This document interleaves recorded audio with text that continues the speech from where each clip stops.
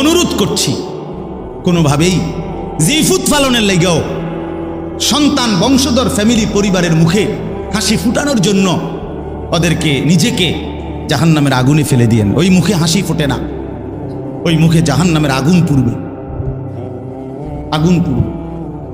আল্লাহ তাআলা কোরআনুল কারীমের মধ্যে বলছে, তালফাউ ওয়ুজুহাহুমুন নার ওয়া হুম ফিহা কালিহুন। আল্লাহ বলে জাহান্নামের চেহারাকে মাছ যেভাবে তেলের মধ্যে চাপ দিয়া দিয়া ভাজে, এক পিঠে চাপ দিলে যেরকম ভাজি করে আবার আরেক পিঠে, খোদার কসম আল্লাহ বলছেন জাহান্নামের দুই চেহারাকে, গালকে এইভাবে জাহান্নামের আগুনে চাপ দিয়ে দিয়ে পোড়ানো হবে। ওহুম ফিহা কালিহুন। আল্লাহ বলে জাহান্নামের চেহারাটা বিভৎস কালো হয়ে যাবে। আলাম তাকুন আয়াতি তুতলা আলাইকুম ফাকুনতুম বিহা তুকাদ্দিবুন। আল্লাহ বলেন, আল্লাহ তখন বলবেন জাহান্নামী, আমি আল্লাহর আয়াত, আমার হুকুম, আমার বিধান বারবার তোমার কাছে পড়া হয়েছিল, বলা হয়েছিল, শোনানো হয়েছিল, কিন্তু ফাকুনতুম বিহা তুকাদ্দিবুন, তুমি না ফরমান, আমার প্রত্যেকটা কথাকে মিথ্যা মনে করেছিলে। এই আয়াত এই সূরার শুরুতেই আছে। আল্লাহ বলেন, ইউবাসসারুনাহুম ইয়াওয়াদ্দুল মুজরিমু লাউ ইয়াফতাদি মিন আযাবি ইয়াউমি ইদিম বিবানিহ। আল্লাহ বলেন নাফরমান হাসরের ময়দানে জাহান্নামের দৃশ্য দেখতে পাবে। জাহান্নামের দৃশ্য যখন দেখবে, খোদার কসম আল্লাহ বলেন প্রত্যেক পাপী নাফরমান আল্লাহকে বলবে, আল্লাহ আমাকে জাহান্নাম থেকে বাঁচিয়ে দেন, বিনিময়ে আজকের এই দিনে আমার যত সন্তান তাদেরকে জাহান্নামে দিয়ে দেন, ওয়া সাহিবাতিহি আমার স্ত্রীকে জাহান্নামে দিয়ে দেন, ওয়া আখিহি আমার ভাইকে জাহান্নামে দিয়ে দেন, ওয়া ফাসিলাতিহি আল্লাতি তুউবি আমার মহল্লাবাসী যাদের সাথে আমি থাকতাম তাদেরকেও জাহান্নামে দিয়ে দেন, ওয়ামান ফিল আরদি জামিআ আল্লাহ গোটা জমিনের সমস্ত মানুষকে জাহান্নামে দিয়ে দেন, সুম্মা ইউনজি বিনিময়ে শুধু আমারে বাঁচায়া দেন। আল্লাহ আমারে বাঁচায়া দেন। জাহান্নামের দৃশ্য দেখে সে এই পরিমাণ ভয় পাবে। আল্লাহ বলেন কাল্লা, কি বলবেন? কাল্লা, না বান্দা কখনোই হবে না। ইন্নাহা লাযা, জাহান্নামের আগুন বড় লেলিহান আগুনের শিখা, নাজ্জাআতাল লিশশাওয়া চামড়াগুলোকে একদম গলায়া ফেলবে, চামড়াগুলোকে পুড়ে ছাই করে ফেলবে। কুল্লামা নাদিজাত জুলুদুহুম বাদদালনাহুম জুলুদান গায়রাহা। আল্লাহ বলেন নাফরমানের জাহান্নামে চামড়া যখন জ্বলে যাবে, সাথে সাথে চামড়া নতুন করে বানিয়ে দেয়া হবে। কুল্লামা আরাদু আন ইয়াখরুজু মিনহা উঈদু ফিহা। আল্লাহ বলে জাহান্নামী যখন আগুনের মধ্যে সাঁতার কাইটা পারে আসতে চাইবে, ফেরেশতা তখন লাথি দিয়া আবার আগুনের মধ্যেই ফেরত দিয়ে দিবে। এই কথাগুলো কোরআনের আয়াত। ইন্নাল মুজরিমিনা ফি আযাবি জাহান্নামা খালিদুন। আল্লাহ বলে নাফরমান জাহান্নামের আযাবের মধ্যেই থাকবে চিরস্থায়ী। লা ইউফাত্তারু আনহুম, এক সেকেন্ডের জন্য বিরতি দেয়া হবে না। ওয়াহুম ফীহি মুবলিসুন। আল্লাহ বলে জাহান্নামী অনন্তকাল জাহান্নামে বিষণ্ণ মলিন চেহারা নিয়েই পড়ে থাকবে, কোনোদিন হাসি ফুটবে না। ওমা যালামনাহুম ওয়ালাকিন কানু হুমুজ জালিমিন। আল্লাহ বলবেন জাহান্নামী, বিশ্বাস করো বান্দা, আমি তোর উপরে জুলুম করি নাই বান্দা, তুমি নিজেই নিজের উপরে জুলুম করেছো। দুপুর 1টা বাজে জোহরের আজান হইছে, আরেকবার 4টা বাজে আসরের আজান হইছে, মাঝখানে 3টা ঘন্টা সময় ছিল বান্দা। 12 রাকাত নামাজ পড়তে 3 ঘন্টা লাগতো না, কিন্তু তুমি নাফরমান, আমার দেওয়া 3টা ঘন্টা পাত্তা দিলা না। ফজরের নামাজ ছিল মাত্র 4 রাকাত, সময় তো ছিল 1 ঘন্টার মতো। 4 রাকাত নামাজ পড়তে তো বান্দা 1 ঘন্টা লাগে না, 10 মিনিটেই তো হয়ে যেত। তো তুমি তো ইচ্ছে করে আমার দেওয়া সময়টাকে গুরুত্ব দিলা না। আমি তো আগের টাইমে তোমারে আমি ঘুম পাড়াইছি, সারা রাত আমি আল্লাহ অন্ধকারের কালো চাদর দিয়ে দুনিয়া ঢেকে দিয়েছি। আমি যদি এই রাত্রি অন্ধকার না বানাইতাম, তুমি বান্দা আরাম করে কেমনে ঘুমাইতা? জাআলনাল লাইলা লিবাসা, সাদাত আলোকিত দিনটাকে তো আমি অন্ধকারের চাদর দিয়ে ঢেকেছি। আল্লাহ বলেন ওয়াজআলনা নাওমাকুম সুবাতা, বান্দা বিশ্বাস করো তোমার চোখের ঘুম তো আমি বানিয়েছি। বাজারে তো খাট পাওয়া যায়, তোশক পাওয়া যায়, বিছনা চাদর, লেফ, কম্বল, কাঁথা, বালিশ, দরজা, জানালা, সিটকারি, এসি সবই বাজারে মিলে বান্দা, কিন্তু 2 চোখের ঘুম তো বাজারে মিলে না। মিলে কি? ঘুম আসে কোত্থেকে? আল্লাহর থেকে। আল্লাহ বানায়। তো আল্লাহ বলেন 6 ঘন্টা 7 ঘন্টা আমি বান্দা তোমারে ঘুম পাড়ায় রাখলাম। 10টা বাজে ঘুমাইলা, 11টা, 12টা, 1টা, 2টা, 3টা, 4টা, 5টা, 5টা 15-তে অথবা 5টা 20-এ গিয়া ফজরের জামাত। 7 ঘন্টা বান্দা তোমারে আমি ঘুম পাড়াইয়া রাখলাম, বিনিময়ে 7 ঘন্টা পরে আমি আল্লাহ মাত্র 4 রাকাত নামাজের জন্য তোমার কাছে আবদার জানাইলাম, বান্দা ওইটা আমারে 4টা রাকাত নামাজ পড়ে প্রয়োজনে আবার তুমি বিশ্রাম করো, আমার কোনো আপত্তি থাকবে না। তুমি নাফরমান, সেই মালিকের দেওয়া 7 ঘন্টা 6 ঘন্টা ঘুমাইয়াও তুমি 4 রাকাত নামাজের জন্য উঠলা না। এই যুবক, যারা ফজরের নামাজ পড়ো না, তোর চাইতে বড় গাদ্দার, গাদ্দার এই জমিন আর কেউ নাই। নাফরমান, তুই বড় গাদ্দার, তোর চাইতে বড় গাদ্দারা বেয়াদব এই জমিন আর কেউ নাই। মনে রাখিস বেটা, বেনামাজির মতো অসভ্য, বেনামাজির মতো বেয়াদব আল্লাহর জমিন আর কেউ নাই।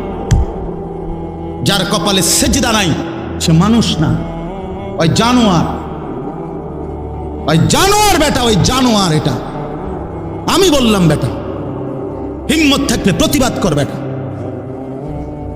যে কপালে সেজদা নাই ওটা শয়তান, শয়তান, এটা ইবলিস, এটা ইবলিস, শয়তান, এটা শয়তান, শয়তান। এটা কেন সেজদা দিবা না? এই নাফরমান, তোমরা যারা সেজদা দাও না, কেন দিবা না? বলেন, বলেন।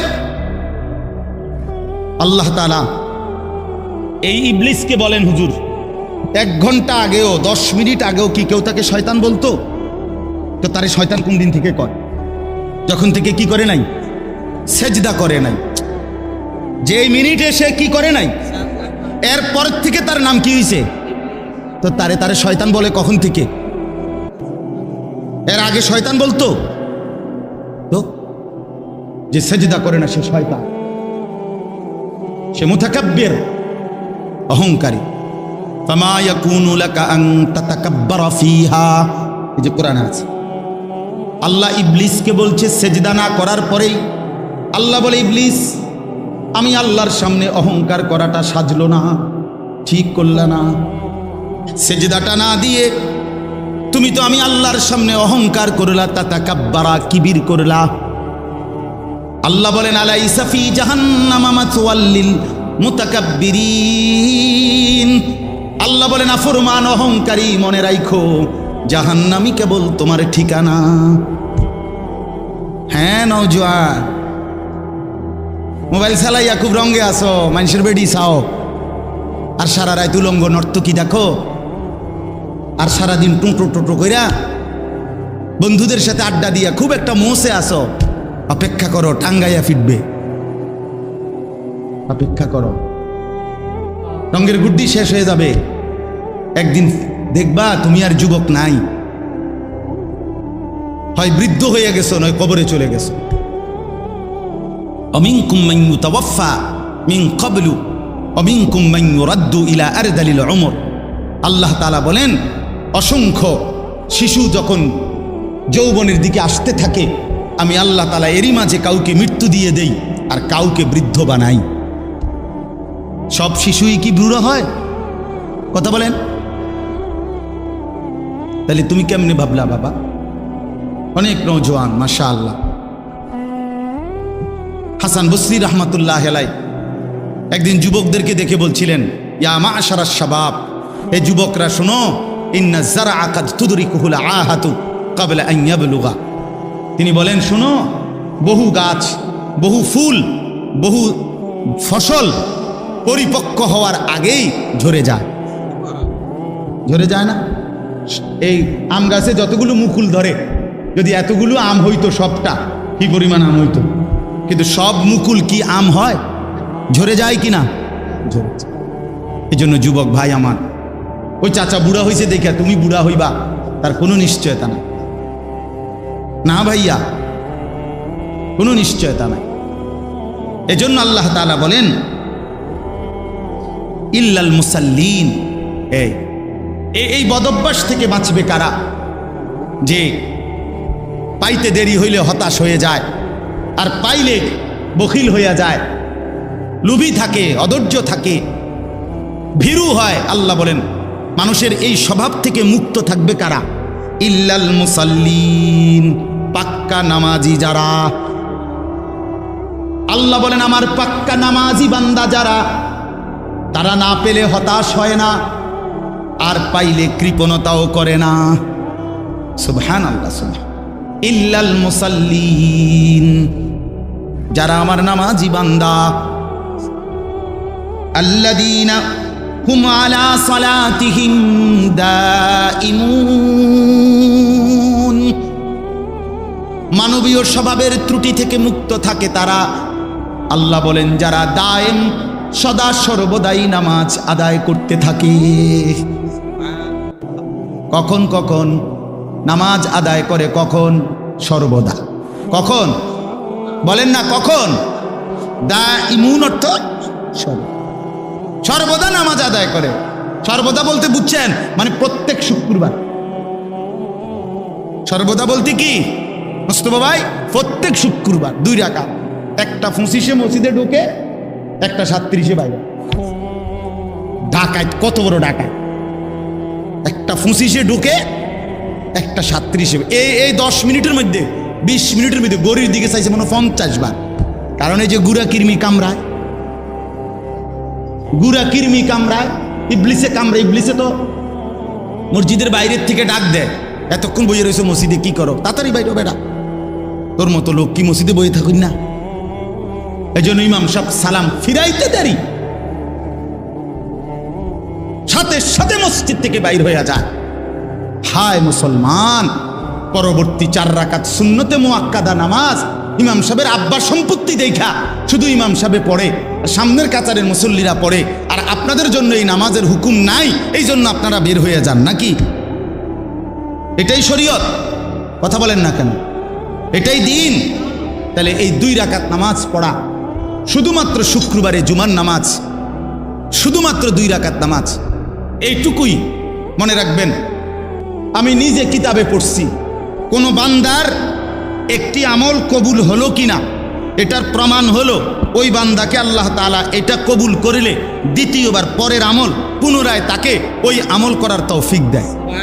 এজন্য যার ফজরের নামাজ কবুল হইছে তাকে আল্লাহ জোহর পড়ার তৌফিক দেয়, যার জোহর কবুল হইছে তারে আল্লাহ আসর পড়ার তৌফিক দেয়, যার আসর কবুল হইছে আল্লাহ তারে মাগরিব পড়ার তৌফিক দেয়, যার মাগরিব কবুল হইছে আল্লাহ তারে এশার নামাজ পড়ার তৌফিক দেয়। তাহলে আমনে চান্দু শুক্রবারের 2 রাকাত নামাজ পইরা আগে দিয়েও ফজর পড়েন নাই, পরে দিয়েও আসর পড়েন নাই, মাগরিব পড়েন নাই, সারা সপ্তাহ নামাজ পড়েন নাই, আমনের জুমার নামাজের কি দশা আমনে বুঝেন?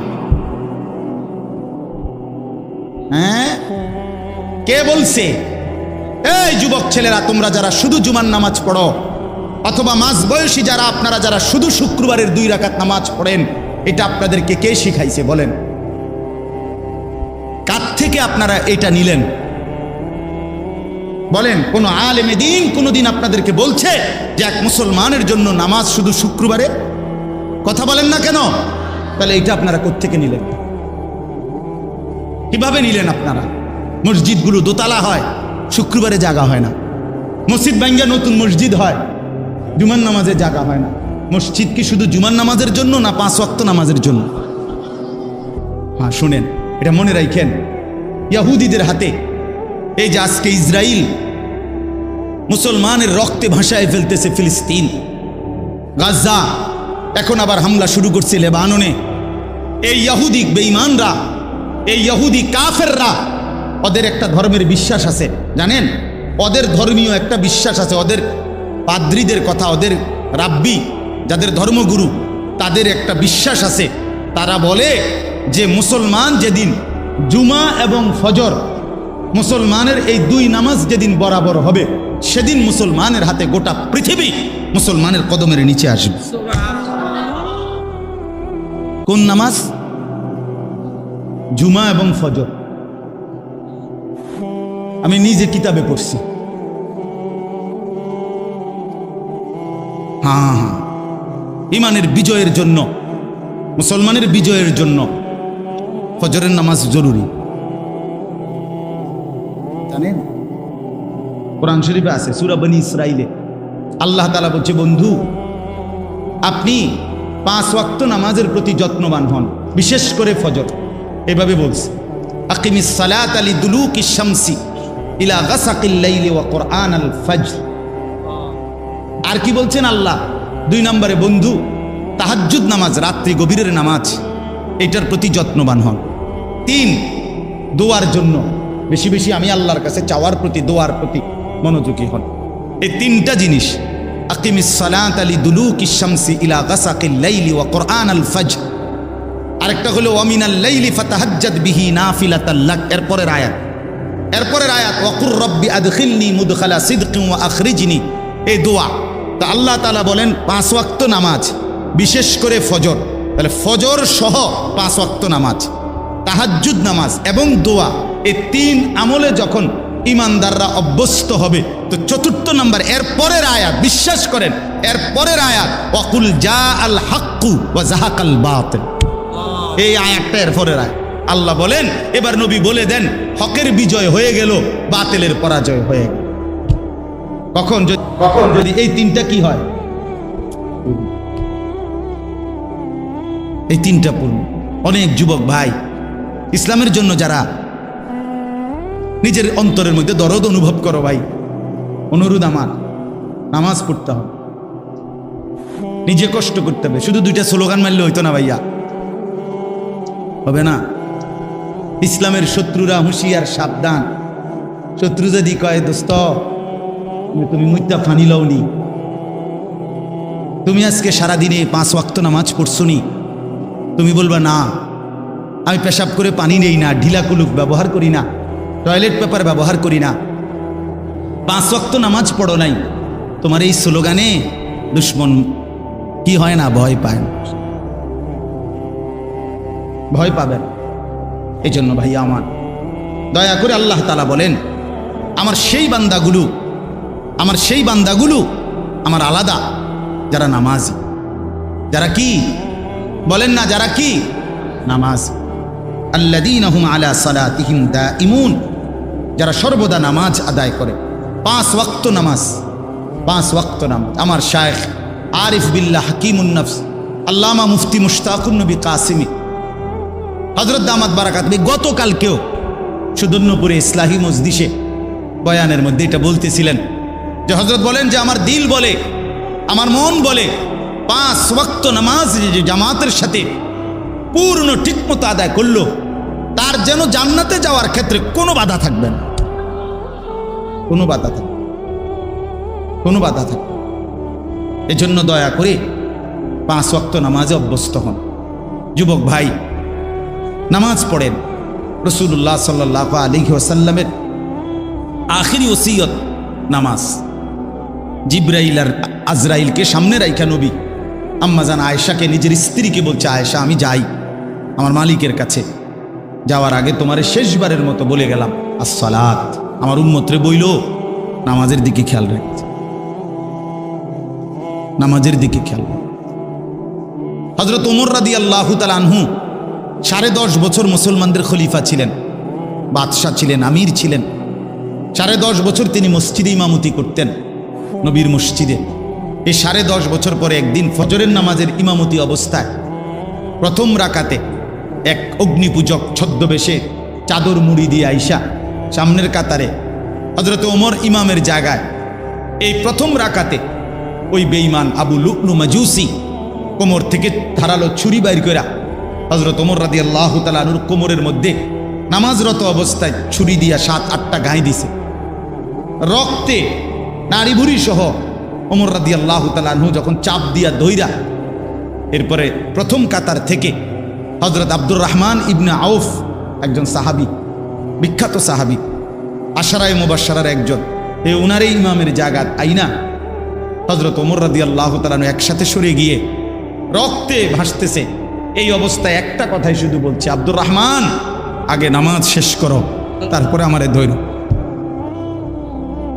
কাটা মুরগির মতো ওমর পাশে তরফাইছে, সাহাবায়ে কেরাম আগে নামাজ আদায় করছে। প্রিয় বন্ধু, ইসলামের জন্য যদি কিছু মনে পড়ে, আখেরাত মনে পড়ে, সেজদা দিতে হবে। আমি শক্ত কথা বলছি আর কি, সেজদাবিহীন আসলেই মানুষ হয় না। আল্লাহ কোরআনে বলছে, মনের ইচ্ছা মতো যে চলে সে ইনহুম ইল্লা কাল আনআম। আল্লাহ বলেন সে মানুষ নয়, সে চতুষ্পদ জন্তু। চতুষ্পদ জন্তু।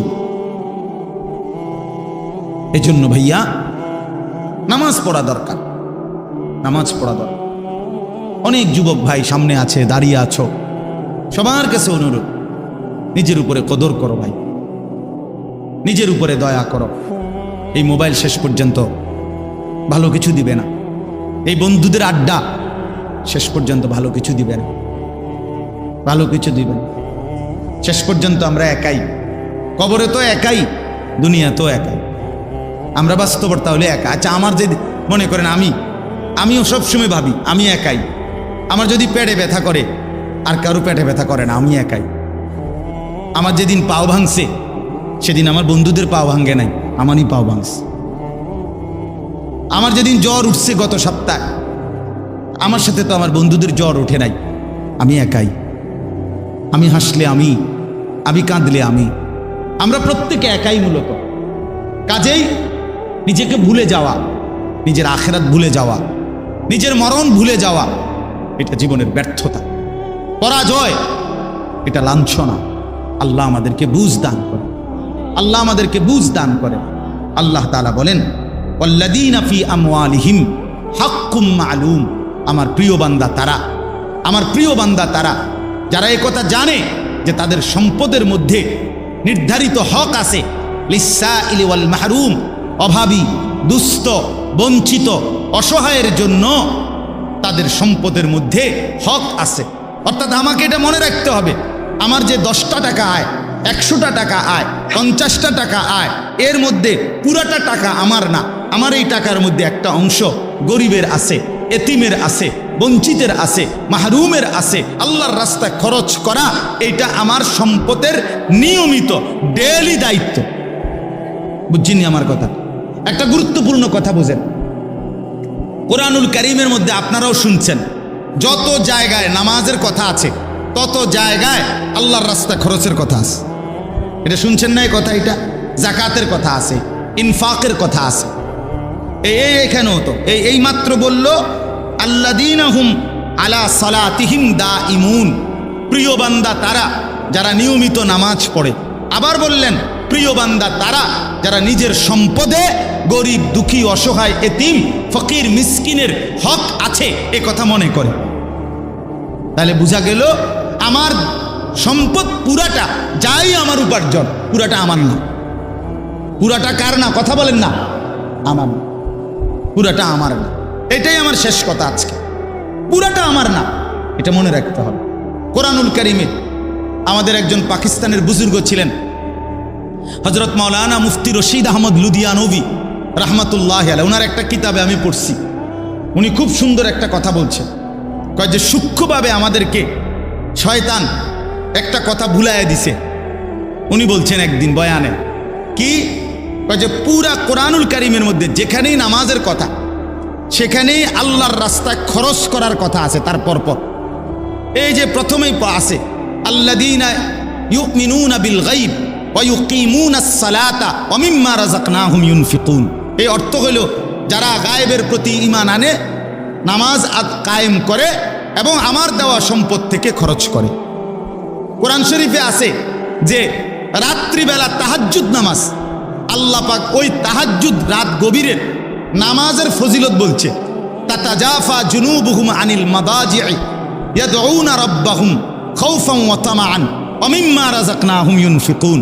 আল্লাহ বলেন আমার কিছু বান্দা আছে রাত গভীরে যারা বিছানার থেকে আলাদা হয়ে আশা এবং ভয় নিয়ে আমি আল্লাহর কাছে প্রার্থনা করে, ইবাদত করে, বন্দিগি করে, মানে তাহাজ্জুদ পড়ে এবং আমার দেওয়া সম্পদ থেকে আমার রাস্তায় ব্যয় করে। মানে রাতের গভীরেও নামাজের কথা বলতে গিয়ে আল্লাহ তাআলা এটার সাথে কি মিলাইছে? আল্লাহর রাস্তা খরচের কথাটা মিলাইছে। কোনো জায়গায় এটা বাদ দেয় না। তার মানে কি বুঝাইতে চাইছে? বুঝাইতে চাইছে আল্লাহ একজন মুসলমান, একজন মুমিনের সিফাত বৈশিষ্ট্য হইল প্রতিদিন নামাজ পড়বে, প্রতিদিন আল্লাহর রাস্তায় খরচ করবে। কথাটা আমার বুঝছেননি? এইটা মুমিনের সিফাত, এটা জান্নাতি বান্দার বৈশিষ্ট্য, এটা প্রিয় বান্দার বৈশিষ্ট্য। নামাজ পড়বে কোন দিন, কথা বলে না তো। আল্লাহর রাস্তায় দান করবে কোন দিন, পরিমাণে কম হোক, সামান্য হোক, কিন্তু প্রতিদিন আমার সাধ্য মতো একটু হোক। নবীজি বলছে খেজুরের দানা হোক, ওয়ালাউ বিশিক্কি তামারা, খেজুরের আটি, খেজুরের দানার পরিমাণে হোক, একটা চকলেট পরিমাণে হোক, একটা বুটের দানা পরিমাণে হোক। রাসূলুল্লাহ সাল্লাল্লাহু আলাইহি ওয়াসাল্লাম বলছে ইত্তাকুন নার, জাহান্নাম থেকে বাঁচো, প্রয়োজনে খেজুরের দানা দিয়ে হলেও। এই জন্য বললাম এটা সিফাত বানানো চাই। আপনাদের কাছে অনুরোধ রইল, আমি আপনি প্রত্যেকেই এই গুণ, এই বৈশিষ্ট্য আমাদের মধ্যে থাকা চাই। আল্লাহ তাআলা এটা আমাদের কাছে চান যে বান্দা নামাজ পড়বে প্রতিদিন, আল্লাহর রাস্তায় খরচও করবে কোন দিন, প্রতিদিন। তো হুজুরের কথা বলতেছিলাম, পাকিস্তানের হজরত বলেন আমাদের সমাজে কেমনে জানি চালু করে দিছে যে এখন যাকাত আল্লাহর রাস্তায় খরচ, এই কথাটা নামাজের সাথে ছিল, এটারে সরাইয়া এটার মধ্যে রোজা এটারে নিয়ে আসছে। কয় যে লোকটা নামাজ রোজায় ভালো। কথা বুঝছেন সূক্ষ্মভাবে, যে লোকটা নামাজ রোজায় কেমন?